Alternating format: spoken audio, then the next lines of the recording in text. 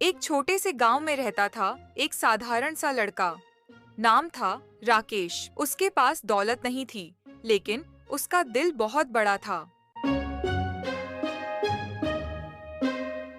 आ गए तुम बेटा, बैठो, मैं खाना डाल कर देती हूँ। नहीं माँ, मैं खुद डाल लूंगा, आप आराम करो। नहीं बेटा, इसमें आराम वाली क्या बात है, तू बैठ, मैं डाल देती हूँ। तू अभी ही थका थका लग रहा है। खाना खाते खाते राकेश अपने ही मन में सोचता है कि काश कोई अच्छा सा काम मिल जाए जिससे मैं अपने घर की गरीबी खत्म कर सकूं और कुछ ऐसा हो जाए कि गांव में खुशियां ही खुशियां रहें। माँ, मैंने खाना खा लिया है, मैं बाहर से होकर आ रहा हूँ। आप अपना ध्यान रखना, मैं शाम को वापस आऊँगा। ठीक है बेटा, ध्यान रखना, किसी का काम मत करने लग जाना, तुम अभी बहुत भोली हो। अंधेरा होने से पहले आ जाना घर।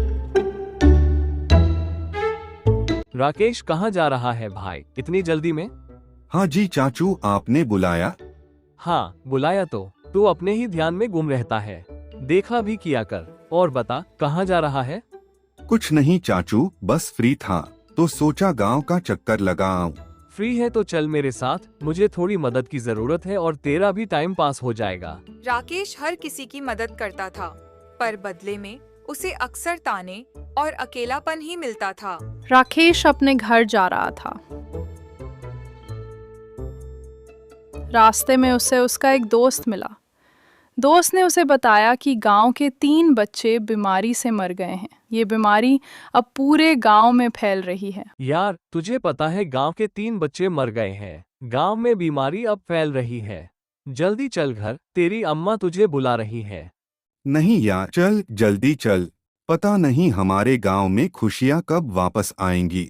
बेटा, तू अब बाहर मत निकला कर, बाहर बीमारी फैली है, ध्यान रखा कर। इसका कोई इलाज नहीं है क्या? कब तक ऐसे मरते रहेंगे हमारे गांव वाले? इलाज तो है बेटा, लेकिन बाबा जी कहते हैं इसका इलाज जादुई जंगल में है, जहाँ सिर्फ वही लोग जा सकते हैं जिनका दिल साफ हो और जिन्होंने कभी किसी का बुरा नहीं किया। हर तरफ बस गम और डर ही रह गया है।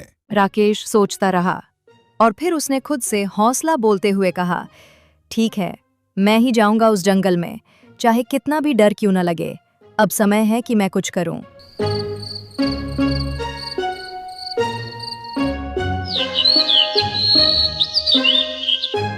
सुबह होते ही राकेश ने बिना किसी को कुछ बताए जंगल की ओर कदम बढ़ा दिया। जैसे ही वो भीतर गया, कुछ ऐसा हुआ कि राकेश अपनी आंखों पर भरोसा ही नहीं कर पा रहा था। चारों ओर अजीब सी चमक और हवा में हल्की फुसफुसाहटें थीं, मानो जंगल खुद बोल रहा हो। दिल तेजी से धड़क रहा था और राकेश को समझ ही नहीं आ रहा था कि ये सपना है या हकीकत। राकेश डरते डरते आगे बढ़ता रहा। आगे जो हुआ उसका उसने कभी सपने में भी नहीं सोचा था। थोड़ा आगे जाने पर उसे एक बोलने वाला पेड़ मिला। वो पेड़ राकेश को ही बुला रहा था, लेकिन राकेश को समझ नहीं आ रहा था कि ये आवाज कौन लगा रहा है। तभी पेड़ ने कहा, राकेश, तो तुम आ गए, मैं तुम्हारा ही इंतजार कर रहा था। कौन कौन मुझे बुला रहा है? यहाँ कौन है? डरो मत, मैं तुम्हारे सामने ही हूँ। मैं इस जादुई जंगल का जादुई पेड़ हूँ, बोलने वाला। क्या आप सच में पेड़ हैं? मुझे तो विश्वास नहीं हो रहा है। मुझे पता है तुम यहाँ क्यों आए हो। तुम एक अच्छे और साफ दिल के लड़के हो, इसलिए मैं तुम्हारी मदद करूंगा। सच में? क्या सच में पूरे गांव से बीमारी दूर हो जाएगी? हाँ बेटा, सब ठीक हो जाएगा, तुम चिंता मत करो। पर याद रहे, तुम जैसे हो वैसे ही रहना, कभी भी किसी प्रकार का लालच मत करना। पेड़ जी, आपका बहुत बहुत शुक्रिया, मैं आपका हमेशा आभारी रहूंगा। उसके बाद राकेश अपने घर वापस आया। घर आकर वो सभी को प्रसाद देता और सब ठीक हो जाते। राकेश का घर भी रातों रात बड़ा हो गया। अब राकेश के पास सब कुछ था, अपना काम, मोहल्ले के लोग अब राकेश की इज्जत करने लगे। सब कुछ बहुत अच्छा हो गया था।